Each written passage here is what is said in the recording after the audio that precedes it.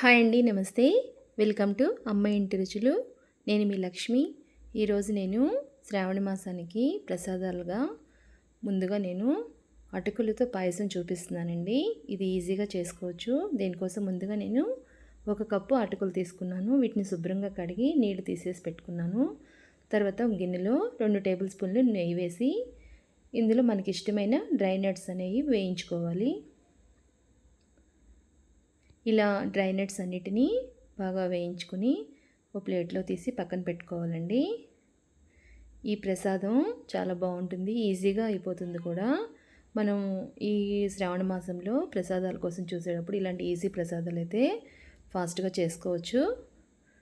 So ఈ nuts వేగిపోయినాయి. నేను ఇవన్నీ ఒక ప్లేట్లో తీసి పెట్టుకుంటున్నాను. ఇదే నెయ్యిలో మనం శుభ్రంగా కడిగి నీళ్లు పంపేసాం కదా అటుకులు, నేను అవి వేస్తున్నానండి. అటుకులు ఇక్కడ 1 కప్పు తీసుకున్నాను. ఇలా వేసుకుని ఈ అటుకుల్ని కొంచెం మీడియం ఫ్లేమ్లో కొద్దిసేపు నేతిలో వేయించుకోవాలి.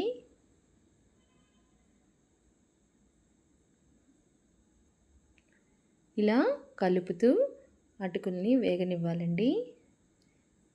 తొందరగానే వేగుతాయి. ఇలా వేగాక వీటిని ఒక పక్కన పెట్టేసుకుందాం. తర్వాత ఏ కప్పుతో అయితే నేను అటుకులు తీసుకున్నానో అదే కప్పుతో నేను 4 కప్పులు పాలు, 2 కప్పులు వాటర్ తీసుకున్నాను. నేను వాటర్ని కూడా పాలలో కలిపి వేసాను.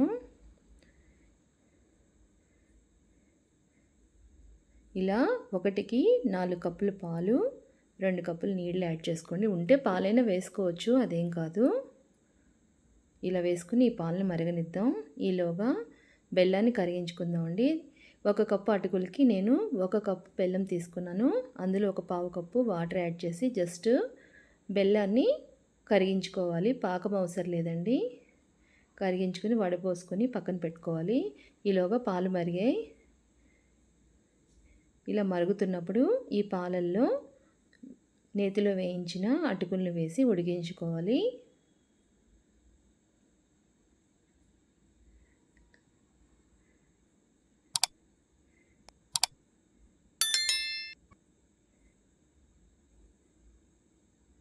ఇలా అటుకులన్నీ వేసాక ఒకసారి కలుపుకొని అటుకులు సాఫ్ట్గా అయ్యే వరకు బాగా ఉడికించుకోవాలండి. ఇది కన్సిస్టెన్సీ పాలది కొంచెం పలుచగానే తీసేసుకోవాలి. బాగా చిక్కగా అంటే మళ్ళీ పాయసంలాగా కాకుండా పరమాన్నంలాగా అయిపోతుంది. సో మధ్య మధ్యలో కలుపుతూ ఈ అటుకులు సాఫ్ట్ అయ్యే వరకు ఉడికించుకోవాలి. ఇది చాలా హెల్దీ కూడా అండి. రైస్ కంటే కూడా అటుకులు చాలా హెల్దీ. ఇప్పుడు చూపిస్తున్నాను. ఇలా చితిపితే ఇలా సాఫ్ట్గా ఉడికిపోవాలండి. అలా ఉడికించుకోవాలి. మరీ ఇంకా పేస్ట్ లాగా అయితే అవసరం లేదండి. ఈ కన్సిస్టెన్సీలో ఉడికాక కొద్దిగా యాలకుల పొడి వేసుకోవాలి. బెల్లాన్ని ఇందాక కరిగించుకొని కొంచెం స్ట్రైనర్లో వడగట్టుకుంటే నలకలన్నీ పోతాయండి. అది పక్కన పెట్టుకోవాలి, చల్లార్చుకోవాలి. ఇప్పుడు ఈ కన్సిస్టెన్సీలో నేను ఈ పాయసాన్ని దింపేస్తున్నానండి. దీన్ని కొద్దిసేపు పక్కన ఉంచేసి కొద్దిగా చల్లారితే చాలు, మరీ అవసరం లేదు. దీనిలో ఈ బెల్లంది వాటర్ అనేది యాడ్ చేస్తున్నాను. ఇలా వేయటం వల్ల మనకి పాలు అనేది విరగకుండా ఉంటాయండి. అదే స్టవ్ మీద వేడి మీద ఫ్లేమ్ ఉండగా మనం బెల్లం వేసుకుంటే పాలు విరిగే ఛాన్సెస్ ఎక్కువ ఉంటాయి. సో మేక్ ష్యూర్ ఇలా మనం కొంచెం విడిగా బెల్లాన్ని కరిగించుకుని ఇలా చివర్లో స్టవ్ మీద నుంచి దించేసాక పాలలో యాడ్ చేసుకుంటే బెస్ట్. ఇప్పుడు వేయించుకున్న డ్రై నట్స్ కూడా వేసుకున్నాను. ఇలా అన్నీ వేసుకున్నాక పాయసం సిద్ధమైందండి. ఎంతో టేస్టీగా ఉంటుంది ఇది. ఇది కొంచెం పాయసం చిక్కబడుతుంది తర్వాత. ఇది పిల్లలు పెద్దలు అందరూ ఇష్టపడతారండి.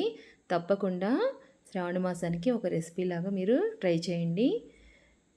మీ అందరికీ మా ఛానల్ నచ్చినట్లయితే please like, share and subscribe to my channel. Thank you.